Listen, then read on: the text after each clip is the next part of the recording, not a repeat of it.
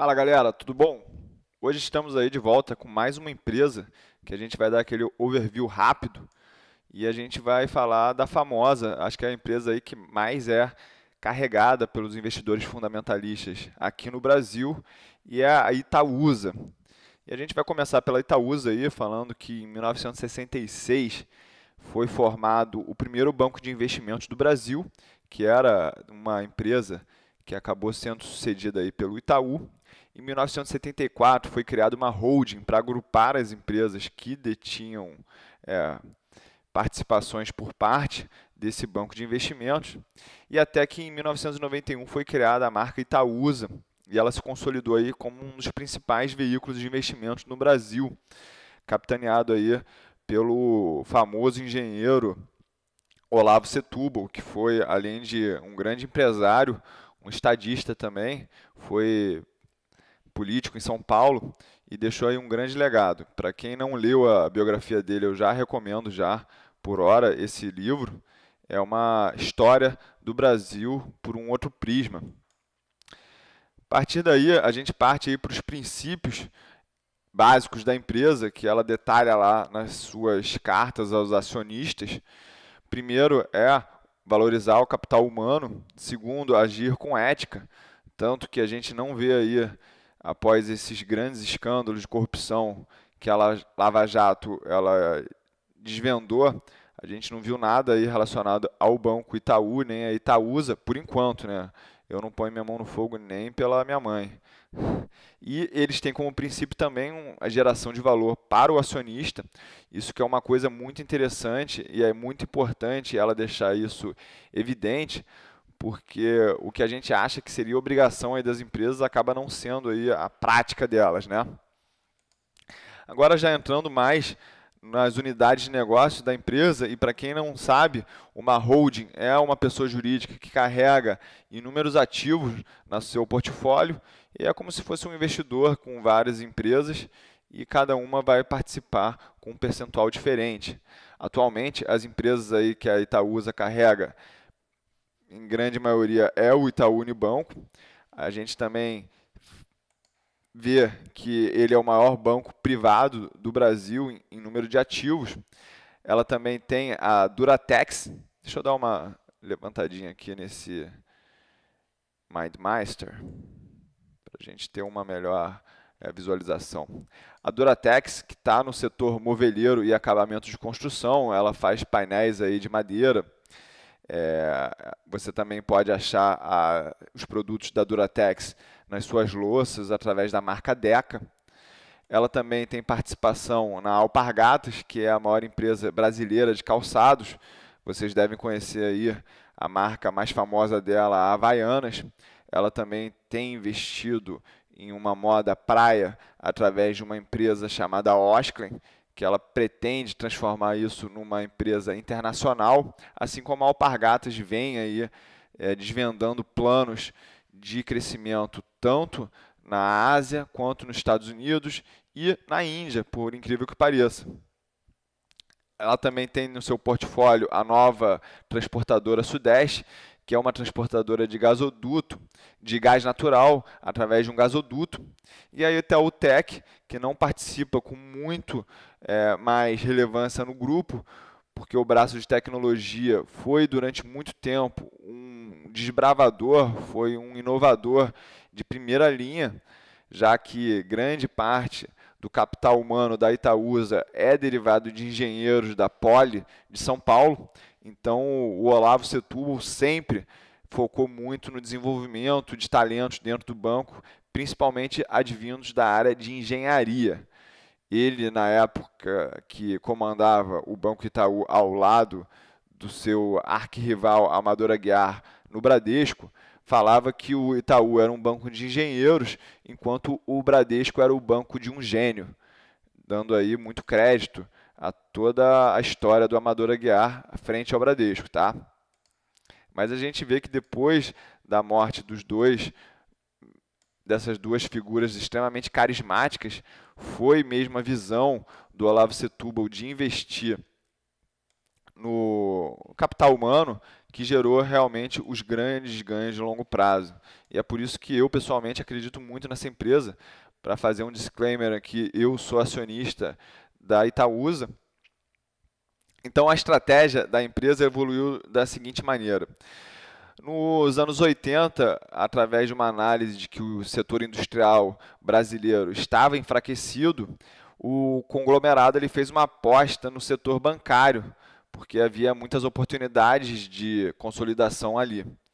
Já hoje em dia, o setor financeiro não apresenta muitas oportunidades não orgânicas e, com isso aqui eu tirei lá da comunicação da empresa, ela diz que não existem mais possibilidades de aquisições, que foi o grande motor de crescimento aí da empresa nos últimos 30 anos.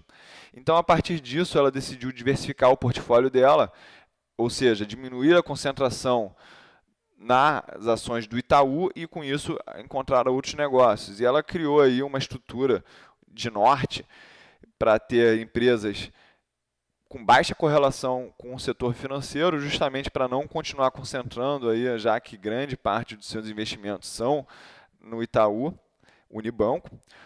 Baixo risco de execução também, ela não quer coisas que sejam muito desafiadoras, porque ela vai investir basicamente passivamente nessas empresas, e ela também quer negócios com baixo risco regulatório. Quando você analisa essa empresa e tem um pouco de noção da história da Berkshire Hathaway, que é a empresa que o Warren Buffett usa para nortear e capitanear os seus investimentos, você vê que existe uma interseção muito grande aí, tanto nos princípios, nos valores e na estratégia de negócios também.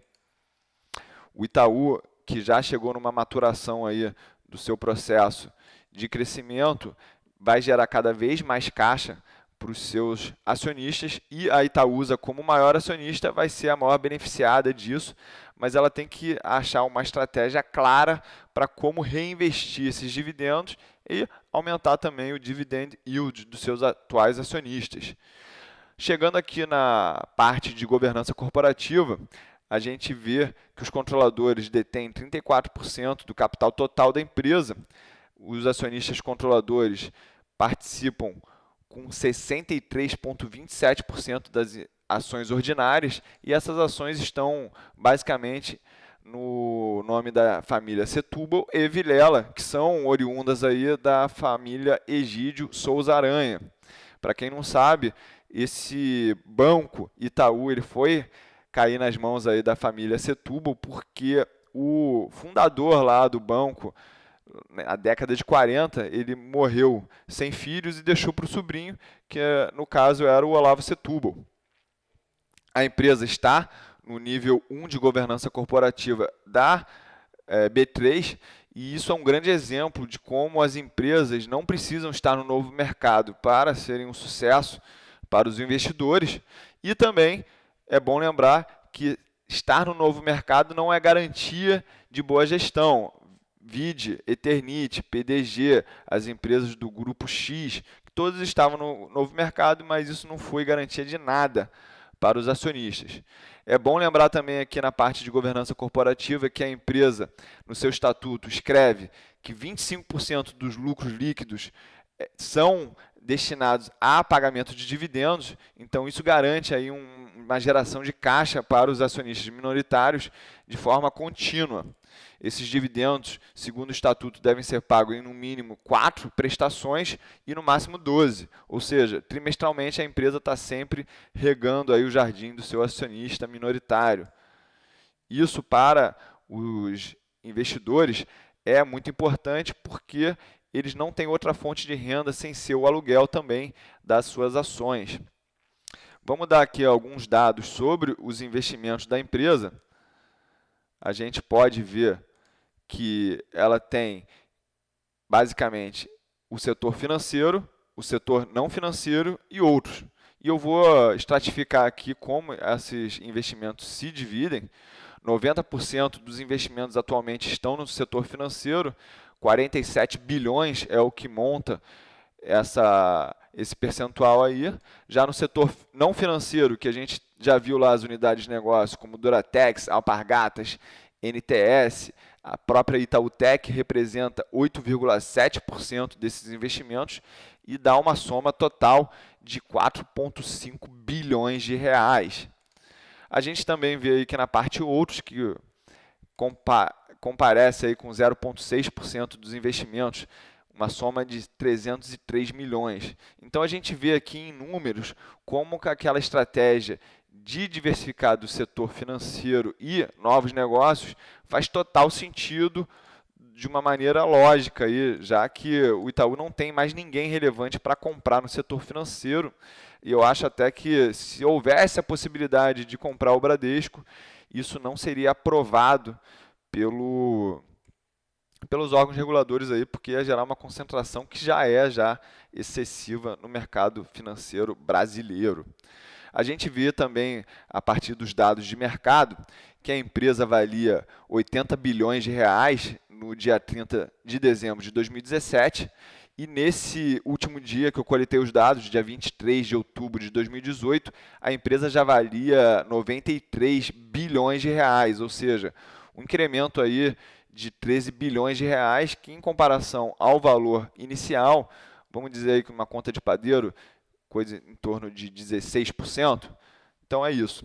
E aqui eu trago também a liquidez das ações ON e PN.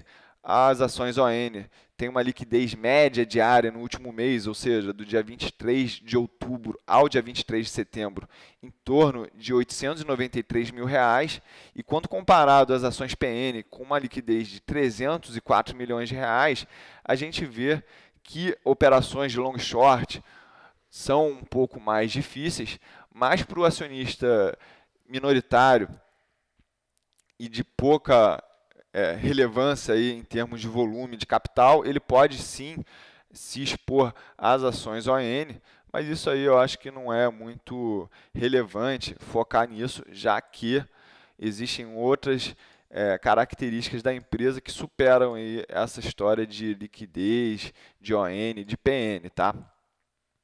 E, por fim, a gente puxa aqui os dados de resultado da empresa e eu vou mostrar aqui um gráfico que vai exemplificar muito bem aí como é que a evolução da empresa tem se dado, tá? Deixa eu ver se eu consigo botar isso aqui para baixo. Então, a gente vê aí que desde 2010 a receita vem em estado estável, né?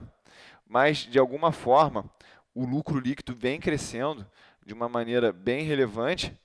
Deixa eu botei aqui um dado aqui, é isso. E os dividendos pagos que vem crescendo aí numa tendência, já que a empresa não tem mais onde reinvestir esse dinheiro e até as próprias aquisições que são parte aí do DNA agora da nova fase de crescimento da empresa não se mostram tão atrativas, tanto nesses valores, tanto que a empresa aí no último ano comprou 50 milhões de ações próprias, ou seja, recompras de ações, porque ela acreditava que a maior oportunidade estava nela mesma. Então, galera, essa foi a Itaúsa. Espero que vocês tenham curtido aí esse belo passeio sobre a empresa. Existe muito mais para ser pesquisado, mas nesse tempo foi o que eu achei mais relevante aí para a gente trabalhar. Então, agora que você já sabe aí os detalhes sobre a Itaúsa, cabe à sua autorresponsabilidade de entender se ela é um bom investimento ou não. Lembrando que isso não é uma recomendação, mas é só um clareamento sobre os fundamentos da empresa. E a partir daí, você já sabe, é só o começo, tá?